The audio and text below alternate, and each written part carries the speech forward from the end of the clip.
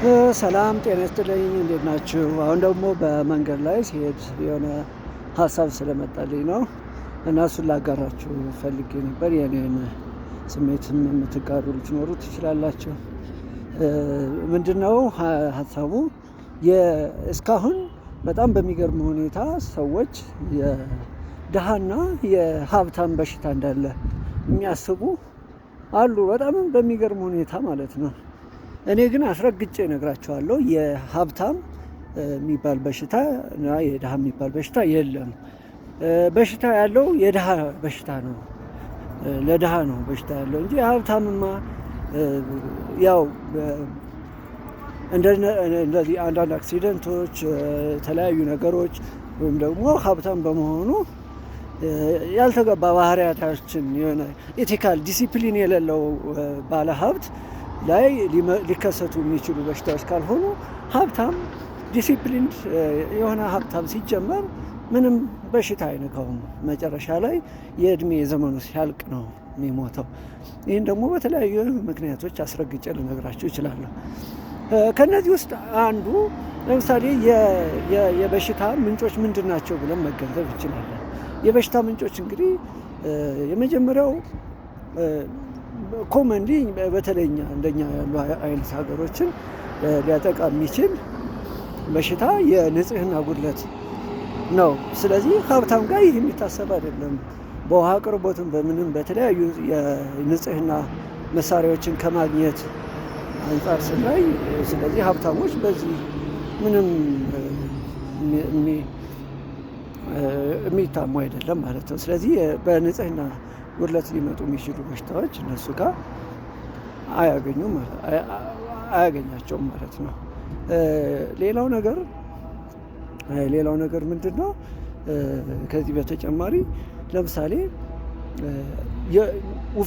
ውፍረትን እንዲሁ ለምሳሌ ውፍረት በጣም ብዙ ሰው ሀብታም በመሆን የሚመጣ ይመስለዋል።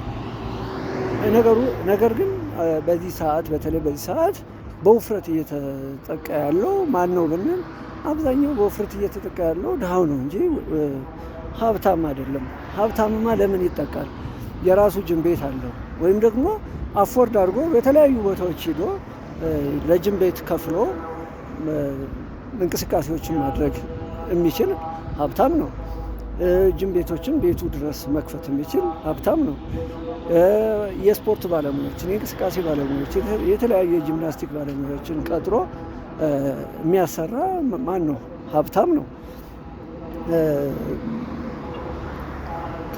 ጊዜ ያለው ሀብታም ጊዜ ያለው ስፖርት ለመስራት፣ እንቅስቃሴ ለማድረግ፣ ማንኛውንም ነገር ለማድረግ ጊዜ ያለው ማን ነው ካየን ሀብታም ነው። ስለዚህ በስፖርት ከእንቅስቃሴ ጋር የተያያዙ በሽታዎች ሊያጠቁት አይችሉም ማለት ነው። ውፍረት ሊመጣበት አይችልም ሀብታም። ከዚህ በተጨማሪ የአመጋገብ ስርዓት ችግር ሌላ በሽታ ያመጣል። እንደ ሶስተኛ ልናየው የምንችለው የአመጋገብ ችግር። ስለዚህ ሀብታም ጋር የአመጋገብ ችግር የለም። ሀብታሞች የተመጣጠነ ምግብ ብላ ብትለው ጀስት ሂዶ የነገርከውን እዛው አፕላይ አድርጎ የተመጣጠኑ ምግቦችን መመገብ ይችላል። ስለዚህ ድሃ ከሆነ የተመጣጠነ ምግብ ብላ ብትለው ለድሃው ምንድን ነው እንደ እንትንም አያየውም። መጀመሪያ መች በለቼ ነው ስለተመጣጠነ ምግብ ማሰብ ይልሃል። ስለዚህ ድሃ ከሆነ ኦብቪየስሊ ምንድነው ሊሆን የሚችለው? ተመሳሳይ አይነት አመጋገብ። ለምሳሌ ሴሪያልስ ነው እኛ ሀገር የእህል ዘሮችን ነው የሚመገቡት። ስለዚህ የእህል ዘሮችን አዘውትሮ በመመገብ ለውፍረት ይጋለጣል ማለት ነው። የእህል ዘሮች እንደምናውቃቸው ከፍተኛ የሆነ የስኳርን መጠን በውስጣቸው የያዘ ስለሆነ በስኳር እንደዚህ ሌሎች ነገሮች የመያዝ ዕድሉ በጣም የሰፋ ነው ማለት ነው። ስኳር ከተያዘ ደግሞ እንደምታውቁት ወደ ሌሎች ወደ ኩላሊት፣ ወደ የልብ በሽታ ኦር ሌሎች ነገሮች የማደግ ቻንሱ በጣም ከፍ ያለ ነው ማለት ነው። ስለዚህ በዚህ ጋርም በምግብ ችግር በሚመጡ በሽታዎች በከፍተኛ ሁኔታ የሚጋለጠው ማን ነው? ድሃ ነው ማለት ነው።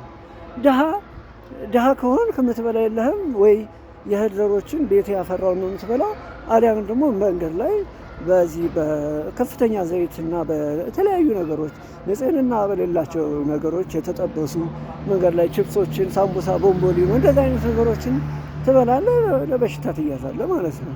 ሀብታም ጋር ግን እንደዚህ አይደረግም። ቦምቦሊኖ እንኳ ቢያምረው ቤት ውስጥ ንጽህናውን በተጠበቀ የቅባት መጠኑ የዘይት መጠኑ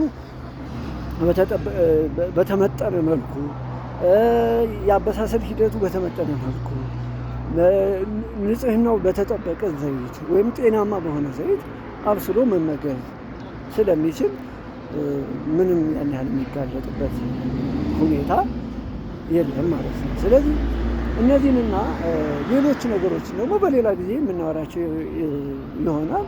ለዚህ ቪዲዮ ምናልባት ደቂቃው እንዳይረዝምባቸው ከማሰብ እንጂ ሌሎች በርካታ ምክንያቶችን ማንሳት እንችላለን። ስለዚህ የድሃና የሀብታም ምናምን የሚባል በሽታ የለም። እሱ ድሮ ቀርቷል። አሁን ሀብታም ስትሆን እውቀት ታገኛለህ። ስለ ጤና እውቀት የምታገኝበት አማራጭ ብዙ ነው። ምክንያቱም በገንዘብ የምገዛቸው ብዙ ነገሮች አሉ። ሄልዝ ሲኪንግ ቢሄቪየር የሚባለው ስለ የጤና አጠባበቅ ትምህርት ላይ በደንብ የዳበረ እውቀትና ክህሎት ሊኖርህ የሚችለው ሀብታም ስትሆን ነው ማለት ነው። ድሃ ስትሆን ግን እነዚህ ነገሮች የሉህም፣ እውቀት የለህም። እውቀት ቢኖርህ እንኳ እነዚህ ነገሮች ከላይ ቅድም የጠቃቀስናቸውን ነገሮች ገዝቶ አፎርድ አድርጎ የመጠቀም አቅም ስለሌለ በቀላሉ በበሽታ የመያዝ ነገሮች ኦብቪየስሊ ይመጣሉ ማለት ነው። ስለዚህ አትሸወዱ ለማለት ነው። ጠንክራችሁ ስሩ። በዛው ደግሞ እኔንም ሀብታም አድርጉኝና በእነዚህ በሽታዎች ከመሞት አድኑኝ። ሼር፣ ላይክ፣ ኮፒ ፔስት በማድረግ ለሌሎች እንዲዳረስ አድርጉና ሀብታም አድርጉኝ።